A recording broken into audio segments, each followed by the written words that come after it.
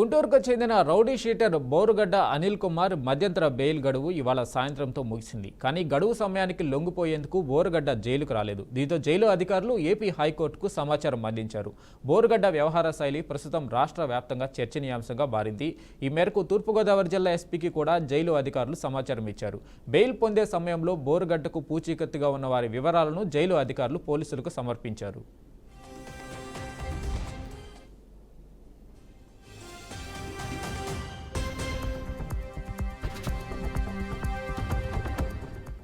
తప్పుడు వైద్య ధ్రువపత్రంతో బెయిల్ గడువు పొడిగించుకున్న విషయాన్ని పోలీసులు ఇప్పటికే ప్రభుత్వ న్యాయవాదికి తెలియజేసి కోర్టు దృష్టికి తీసుకెళ్లారు.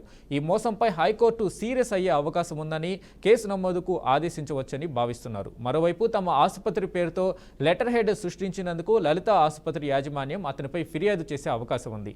అదే జరిగితే గుంటూరులో మరో చీటింగ్ ఫోర్జరీ కేసు నమోదవుతుంది. అనిల్ జైలులో లొంగిపోకపోవడంతో హైకోర్టు ఇచ్చే ఆదేశాల అమలుకు పోలీసు వర్గాలు సిద్ధంగా ఉన్నాయి.